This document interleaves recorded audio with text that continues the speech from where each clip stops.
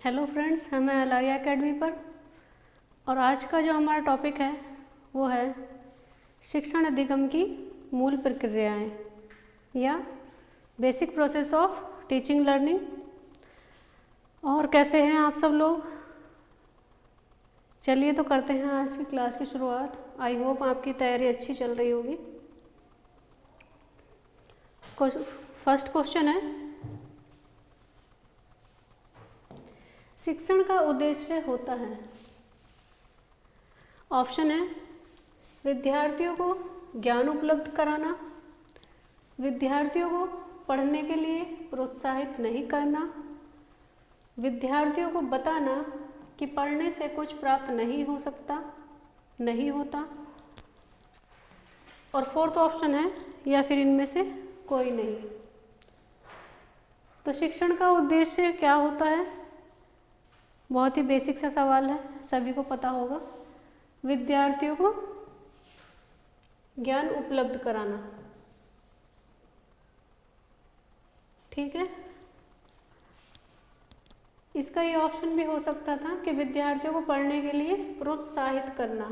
अगर इसमें नहीं होता तो इसका ऑप्शन करेक्ट जो होता है ये सेकंड वाला होता, लेकिन इसका फर्स्ट ही होगा क्योंकि वो निगेटिव में आ गया, तो करेक्ट इसका फर्स्ट आंसर होगा। क्वेश्चन नंबर 2, शिक्षण की प्रक्रिया एक त्रिस्तरीय प्रक्रिया है जिसके अंतर्गत आते हैं। जो शिक्षण की प्रक्रिया है वो त्रिआयामी या त्रिस्तरीय है। तो ऑप्शन है छात्र, शिक्षक, पाठ्यक्रम या ये सभी। तो शिक्षण की प्रक्रिया एक त्रिस्तरीय प्रक्रिया है और इसके अंतर्गत छात्र, शिक्षक और पाठ्यक्रम तीनों ही आते हैं। तो ऑप्शन हमारा इसका फोर्थ करेक्ट हो जाएगा, इसे 4 कर लीजिएगा, ठीक है। चलते हैं नेक्स्ट क्वेश्चन पर।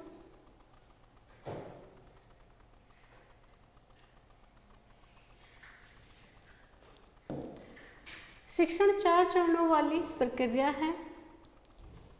योजना, निर्देशन, मापन तथा मूल्यांकन। शिक्षण के संदर्भ में यह कथन किस साइकोलॉजिस्ट का है?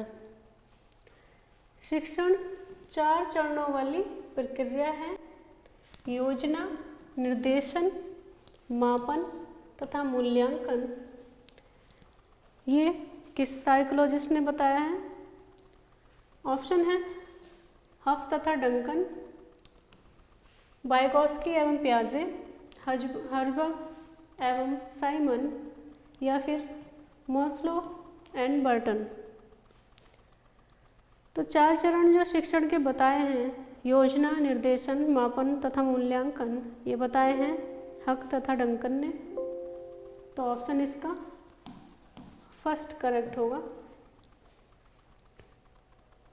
बहुत ही महत्वपूर्ण सेशन है आज का भी। क्वेश्चन है, शिक्षा एक ऐसी क्रिया है जो जीवन पर्यंत चलती रहती है। ये प्रक्रिया होगा यहाँ पर, ठीक है। शिक्षण एक ऐसी प्रक्रिया है जो जीवन पर्यंत चलती रहती है। इस प्रक्रिया के अंतर्गत क्या क्या आता है? ऑप्शन है ज्ञान, कौशल, अनुभव और अभिवृत्ति। तो इनमें से बताना है कि कौन कौन से आ सकते हैं। ऑप्शन है ए और बी, सेकंड ऑप्शन है बी और सी, थर्ड ऑप्शन है ए और डी, या फिर ये सभी। तो शिक्षा एक ऐसी प्रक्रिया है जो जीवन पर्यंत चलती रहती है। इसमें ज्ञान, कौशल, अनुभव, अभिवृत्ति, ये सभी जो हैं आते हैं ये, ठीक है। तो ऑप्शन इसका फोर्थ करेक्ट हो जाएगा, ये सभी आते हैं शिक्षा के अंतर्गत। क्वेश्चन नंबर 5, अधिगम व्यक्ति के दृष्टिकोण, सोच एवं व्यवहार में बदलाव लाता है। निम्न में से कौन सा परिवर्तन अधिगम का परिणाम नहीं है? निगेटिव पूछा है इसमें। ऑप्शन है मानसिक परिवर्तन, सामाजिक परिवर्तन, शारीरिक परिवर्तन या फिर नैतिक परिवर्तन। तो अधिगम व्यक्ति के दृष्टिकोण, सोच एवं व्यवहार में बदलाव लाता है। ठीक है, तो इनमें से कौन सा परिवर्तन अधिगम का नहीं होगा?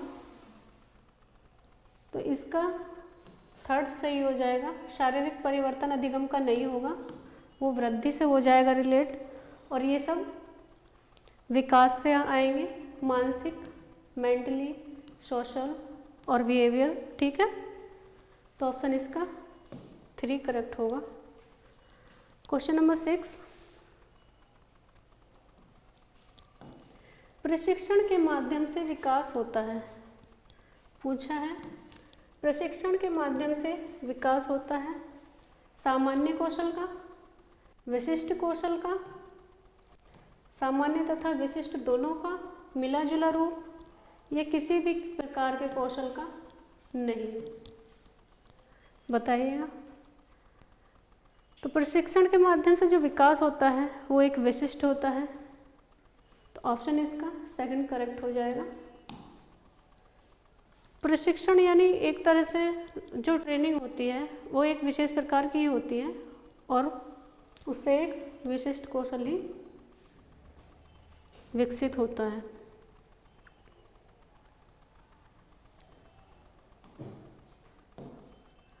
क्वेश्चन है अध्यापन का मुख्य उद्देश्य विद्यार्थी के डैश को उचित दिशा में प्रभावित करना, अर्थात उसके उचित दिशा में प्रभावी बनाना होता है। ऑप्शन है व्यक्तित्व ज्ञान, व्यवहार अधिगम, व्यक्तित्व परीक्षा फल या फिर व्यवहार विद्यालय। बताइएगा करेक्ट कौन सा ऑप्शन हो सकता है इसका। तो अध्यापन का मुख्य उद्देश्य विद्यार्थी के व्यवहार को उचित दिशा में प्रभावित करना, अर्थात उसके अधिगम को उचित दिशा में प्रभावी बनाना होता है। तो इसका सेकंड ऑप्शन करेक्ट होगा। नेक्स्ट क्वेश्चन,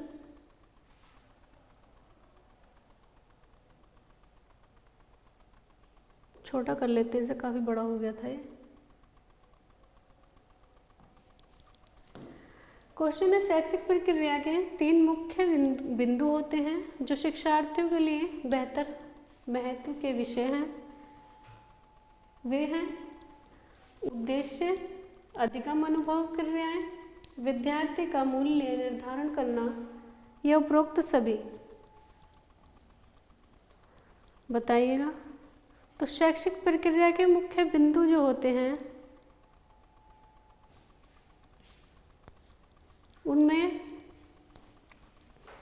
क्या क्या सही होगा? उद्देश्य भी होगा, एम भी होगा, अधिगम अनुभव क्रियाएं भी होंगी और विद्यार्थी का मूल्यांकन निर्धारण भी होगा। ठीक है, आपको दिखाई नहीं दे रहा होगा और इसे करते हैं हम थोड़ा।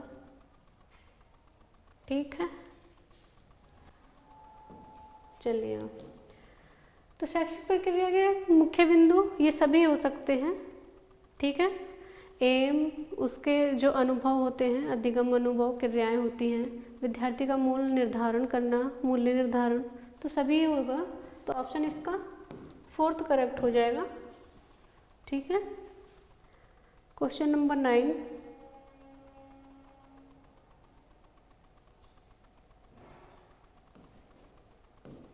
अध्यापक को विद्यार्थी को अनुभव प्राप्त करने के लिए क्या करना चाहिए? अनुभव प्राप्त करने के लिए पूछा गया है शिक्षण का परंपरागत तकनीक अपनानी चाहिए, शिक्षण का केवल एक विधि को अपनाना चाहिए, शिक्षण के लिए विविध तरीकों को अपनाना चाहिए, या फिर उपरोक्त में से कोई नहीं। शिक्षण का परंपरागत तकनीक अपनानी चाहिए अध्यापक को, ये नहीं हो सकता है। शिक्षण के लिए केवल एक विधि को अपनाना, गलत होगा, ये भी सही नहीं है। उपरोक्त में से कोई नहीं। जब विधि नहीं अपनाएंगे तो बच्चा ही क्या सीखेगा। तो शिक्षण के लिए विभिन्न तरीके, विभिन्न टेक्निक TLM का प्रयोग करना चाहिए। ठीक है, तो ऑप्शन इसमें थर्ड करेक्ट हो जाएगा। चलते हैं नेक्स्ट क्वेश्चन पर।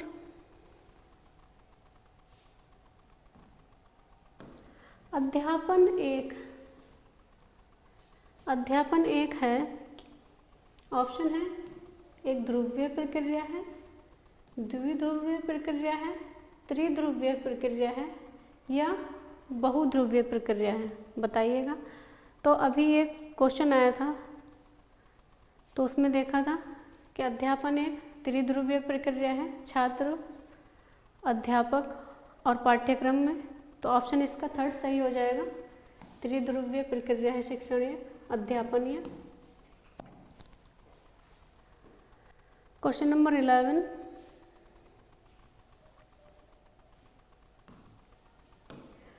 शिक्षण अधिगम प्रक्रिया में अधिगमकर्ता से संबंधित निम्नलिखित में से किन सिद्धांतों का पालन किया जाता है।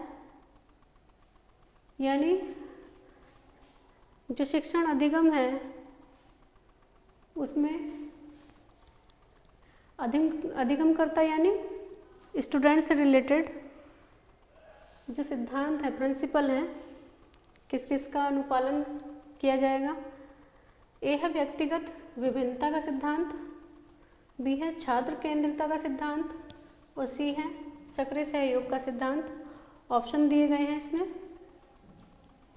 ऑप्शन है केवल ए, केवल बी, केवल सी या फिर ये सभी, बताइएगा। तो इसमें जो प्रिंसिपल होंगे ये तीनों ही आ जाएंगे। व्यक्तिगत विभिन्नता का सिद्धांत भी है, छात्र केंद्रित भी है शिक्षा और सक्रिय सहयोग का सिद्धांत भी है। तो इसका फोर्थ ऑप्शन करेक्ट होगा।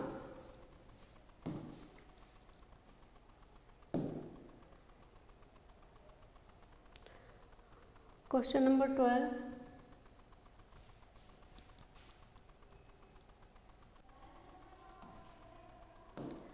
संसार का कोई भी व्यक्ति योग्यता, क्षमता तथा कुशलता में एक समान नहीं हो सकता है। यह अधिगम के किस सिद्धांत को निरूपित करता है।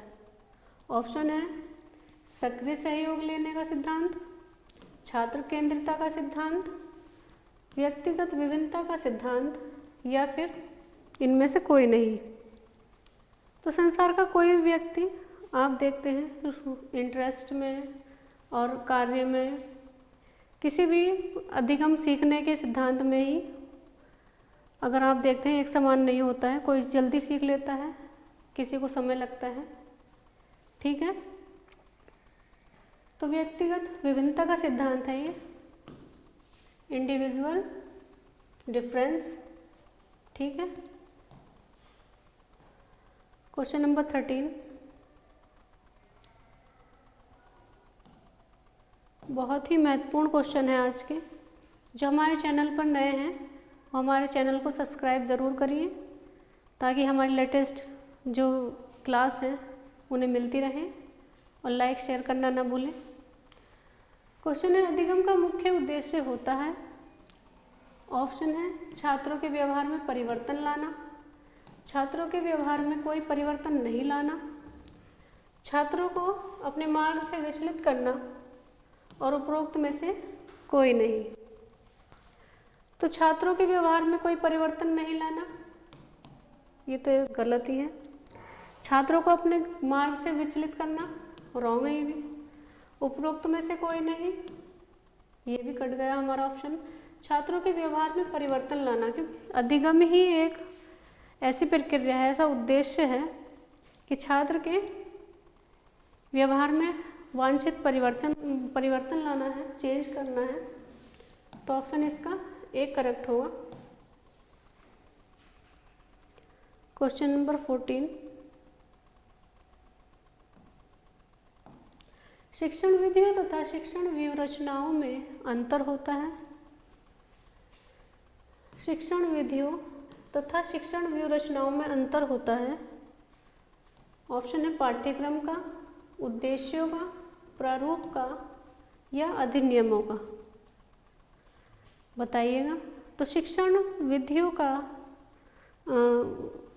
विधियों तथा शिक्षण व्यू रचनाओं में जो अंतर होगा वो होता है उद्देश्यों का। एम अलग होते हैं शिक्षण विधियों के तथा शिक्षण व्यू रचनाओं के।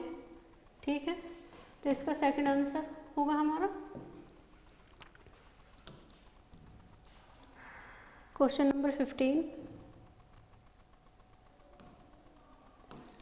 अध्यापन में शैक्षिक तकनीक महत्वपूर्ण निभाती है, यहाँ भूमिका आना चाहिए, महत्वपूर्ण भूमिका निभाती है। यहाँ शैक्षिक तकनीक की विशेषताएं हैं। ऑप्शन है, यह वैज्ञानिक प्रयोगों पर आधारित होती है, यह मनोवैज्ञानिक प्रयोगों पर आधारित होती है, यह शिक्षण अधिगम की प्रक्रिया को प्रभावशाली बनाती है, या उपरोक्त सभी। तो अध्यापक में जो शैक्षिक तकनीक है वो एक महत्वपूर्ण रोल प्ले करती है। ठीक है, तो इसमें वैज्ञानिक प्रयोग पर भी आधारित होती है, ये मनोवैज्ञानिक प्रयोगों पर भी, और ये अधिगम शिक्षण को प्रभावशाली भी बनाती है। तो इसका फोर्थ ऑप्शन करेक्ट हो जाएगा।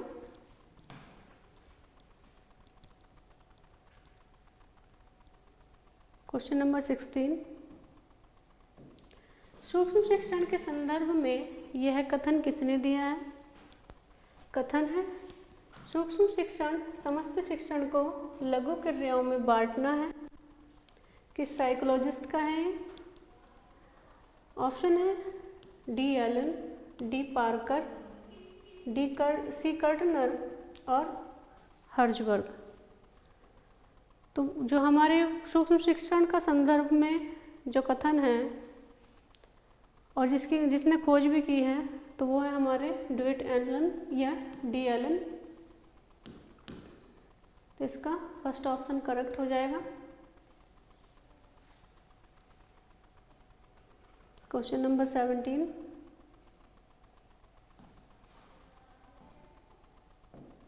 सूक्ष्म शिक्षण किस सिद्धांत पर बल देता है? पूछा है सूक्ष्म शिक्षण किस सिद्धांत पर बल देता है? ऑप्शन है एकल कौशल प्रशिक्षण पर, द्विकौशल प्रशिक्षण पर, बहुकौशल प्रशिक्षण पर, या उपरोक्त में से कोई नहीं। तो जो सूक्ष्म शिक्षण है ये सिद्धांत एकल कौशल प्रशिक्षण पर बल देता है। तो ऑप्शन इसका फर्स्ट करेक्ट होगा, और इससे क्वेश्चन बनते ही रहते हैं। आज के सभी क्वेश्चन काफ़ी महत्वपूर्ण हैं।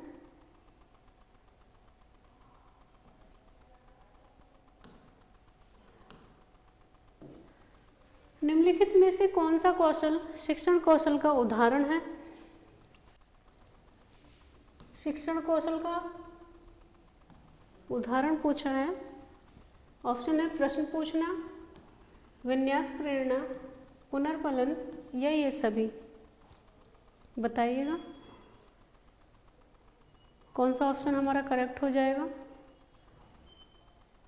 तो कौन सा कौशल शिक्षण कौशल का उदाहरण है? इनमें से एग्जाम्पल है प्रश्न पूछना भी है, क्वेश्चन करना है ना, विन्यास प्रेरणा भी है और पुनर्वलन भी है। इसका फोर्थ करेक्ट हो जाएगा। ये सभी इसके कौशल शिक्षण के कौशल में आते हैं। Question number 19।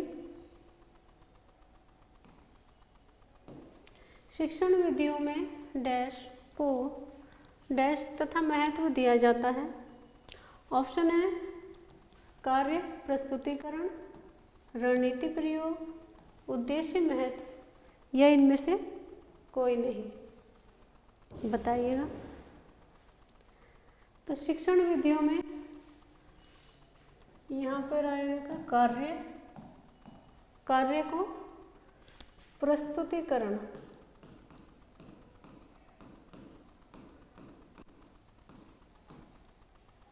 प्रस्तुतिकरण तथा महत्व दिया जाता है। तो ऑप्शन हमारा इसमें ए करेक्ट होगा।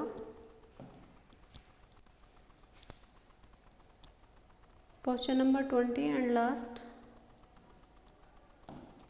शिक्षण व्यूह रचना का अर्थ है।